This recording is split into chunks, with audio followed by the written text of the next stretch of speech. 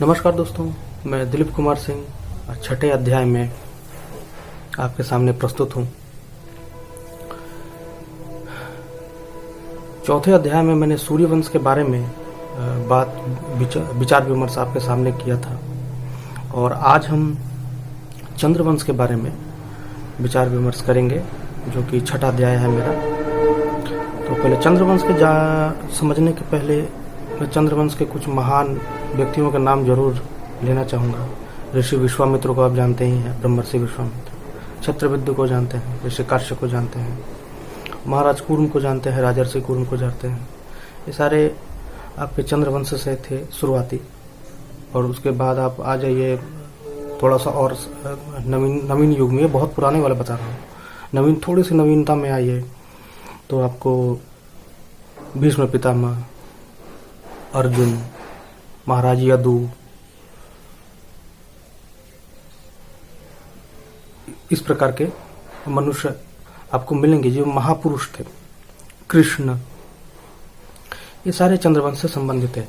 तो हम ये जानेंगे कि चंद्रवंश बना कैसे, ठीक है, और चंद्रवंश को बनाने में, चंद्रवंश का निर्माण करने में किनका किनका योगदान था, कौन कौन से हमारे महापुरुष थे। तो जो हमारे जो कपोल कल्पित गाथाएं जो आजकल जो हमें सुनाई जाती है कि इला थे तो सुबह जो स्त्री रहते थे शाम को, माफ कीजिए, सुबह पुरुष रहते थे शाम को स्त्री बन जाते थे, तो ये सब के चक्कर में ना पड़े। ये सब अनसाइंटिफिक बातें हैं, ऐसा कभी होता नहीं है। भगवान भी जब यहाँ जन्मे हैं तो कभी भी प्रकृति के विरुद्ध उन्होंने कोई काम नहीं किया है। ये बात हमेशा ध्यान रखिएगा। ये तो प्रकृति के विरुद्ध वाला काम हो गया। तो जो सच्चाई है, जो वेदों ने हमें बताया कि चंद्रवंश का उदय कैसे हुआ, वो मैं आपको सामने प्रस्तुत करता हूं। तो पहले चंद्रवंश मैंने ये मत समझिएगा कि वो जो हम लोग आकाश में जो चंद्रमा चमकते हैं वो चंद्रवंश नहीं। मैंने पहले भी सूर्यवंश में मैंने बताया था कि वो सूर्य नारायण है जो आकाश में है, जो हमें प्रकाश देते हैं। विवस्वान को सूर्य कहा जाता है, जिनके वंश से सूर्यवंश चलता है। उसी तरह चंद्र नामक एक महाराज से चंद्रवंश की उत्पत्ति हुई थी, न कि जो आकाश में है वो प्रतीक चिन्ह है हमारा, यानी चंद्रवंश का वो प्रतीक है। जैसे सूर्यवंश का प्रतीक सूर्य नारायण है, उसी तरह चंद्रवंश का वो प्रतीक है, ठीक है। तो मैं आगे बढ़ता हूं।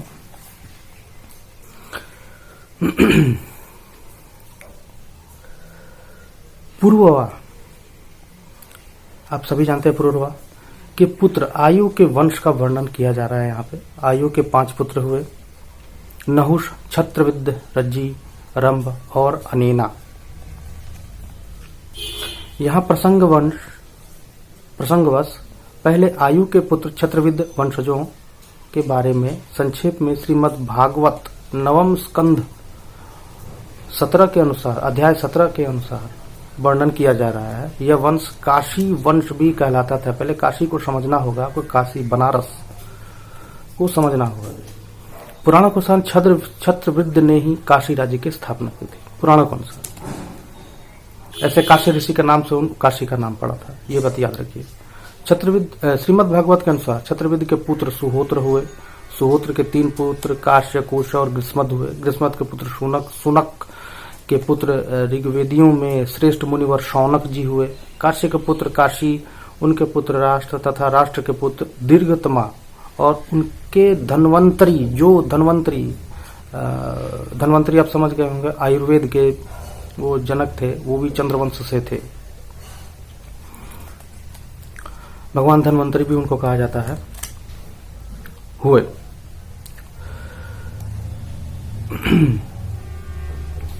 आयुर्वेद के प्रसिद्ध ग्रंथ भाव प्रकाश में धन्वंतरी को दिवोदास कहा गया है। उन्होंने विश्वामित्र के पुत्र सुश्रुत को भी आयुर्वेद पढ़ाया। सुश्रुत शल्य चिकित्सक के जन्मदाता, शल्य सर्जरी के जन्मदाता सुश्रुत को कौन नहीं जानता है। धन्वंतरी के पुत्र केतुमान और उनका पुत्र भीमरथ, उनका दिवोदास तथा दिवोदास का पुत्र द्युमान अथवा पर्तदन हुआ। यही शत्रुजीत, वत्स, ऋतध्वज,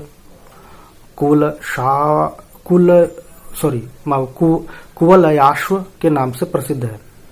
द्युमान के ही पुत्र अर्लक आदि थे। अर्लक के संतति उनका सुनीत, फिर सुकेतन, धर्म केतु, सत्य केतु, धृष्ट केतु, फिर सुकुमार क्रमशः वंशज हुए। सुकुमार के पुत्र वीतिहोत्र, उनके भर्ग और भर्ग के पुत्र भार्ग भूमि का जन्म हुआ। अच्छा, और अगर आप आगे बढ़ें तो ग्रीष्मत के बावत में लिखा गया है कि सूनहोत्र भारद्वाज का पुत्र था। वंशावली में भरत का दत्तक पुत्र विदाथीन, जो भारद्वाज हैं, का पुत्र वितथ, उनका पुत्र भुवमन्यु, वितत्र का पर पौत्र नर और उसका भाई सुनहोत्र था। सुनहोत्र का पुत्र कृतमत था। और आगे थोड़ा सा बढ़ेंगे, थोड़ा संक्षेप में अगर करना चाहूं तो काशी के राजा को यज्ञ की क्रिया में होत्र करना व समर्पण के साथ करना, सुख से आनंद से करने वाला सुनहोत्र का नाम हो गया, काशीराज का नाम।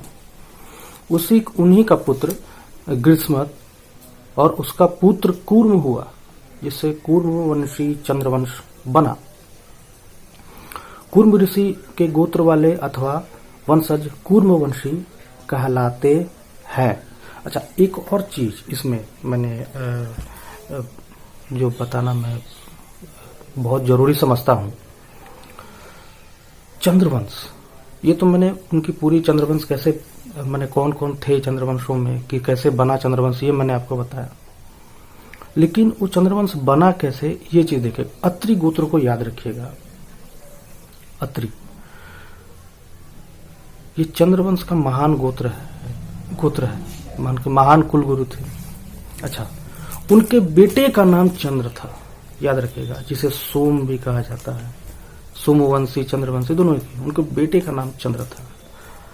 तो जिन्होंने सोम विद्या में पूर्ण पारंगत थे, जो सोम विद्या में पूर्ण पारंगत थे, जिन्होंने सोम रस की स्थापना को बनाया था। अब सोम रस का मतलब शराब और दारू नहीं होता, ये आयुर्वेद का एक प्रकार का औषधि था, जिसे पीने से शरीर में बहुत ताकत आती थी। उन्होंने इसका निर्माण किया था। तो जो बाहर हम लोग को बताया जाता है कि सोम रस का मतलब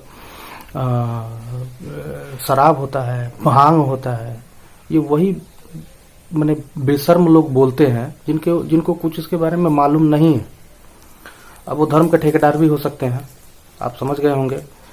और दूसरा बात है कि ऋग्वेद का 9वां मंडल सोम पर ही डिपेंडेंट, जरूर उसको पढ़ें, आपको पूरा ज्ञान मिल जाएगा इनके बारे में।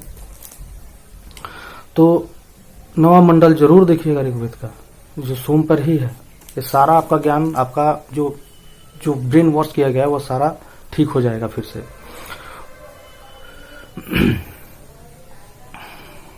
तो मैंने क्या बोला कि जो अत्रि थे, अत्रि के पुत्र का नाम सोम था। इन्हीं के वजह से इस वंश का नाम चंद्रवंश पर, वो इतने प्रतापी हुए सोम जी कि उनके वंश वजह से ही इस पूरे वंश का नाम ही चंद्रवंश पड़ गया, अत्रि के बेटे से, जिसे सोमवंशी भी कहते हैं। और उन्होंने अपना प्रतीक चंद्रमा को बनाया, क्योंकि उन्हें चंद्रमा ही कहते थे, तो इसलिए उन्होंने अपना प्रतीक चंद्रमा को बनाया। जैसे सूर्य वंश विवस्वान से हुआ, तो विवस्वान को ही सूर्य कहा जाता है, तो इसी तरह से उनको भी प्रतीक चिन्ह बनाएगा सूर्य नारायण को। इसी तरह चंद्रवंश में चंद्र को प्रतीक चिन्ह बनाएगा। दूसरा मैं जानना चाहूंगा, आपने लगभग हो सकता है कि अपने चंद्रवंश पूरी तरह से आप समझ गए होंगे, हो सकता है जरूर मैंने समझाने में प्रयत्न किया, आप पूरा चंद्रवंश समझ गए होंगे। तो आधुनिक इसमें हम आधुनिक काल में जो चंद्रवंश की जो शाखाएं हैं, जो उपशाखाएं हैं, उसको थोड़ा बता दें कि कौन कौन सी शाखाएं चंद्रवंश में आती है। यदुवंशी हैं, यदुवंशी कहने से जायसवार, तंवर है, बेरुवार है, पैलवार है, गहरवार है, चंदेल है, चंद्राकर है, चंद्रौल है, कलचुरी है, सेंगर है, सिंगरौर हैं, डांगी हैं, राजा डंग के वंशज, आंजणा है, झाला है, कलहंस हैं, जनवार हैं, पलवार हैं, वनाफर है, खाती हैं, मौखरी हैं, काणव हैं, द्रह्यु हैं। वही द्रह्यु जो त्रिपुरा के राजा थे। कूर्मपीठ, शायद कुछ याद आया होगा आप लोगों को।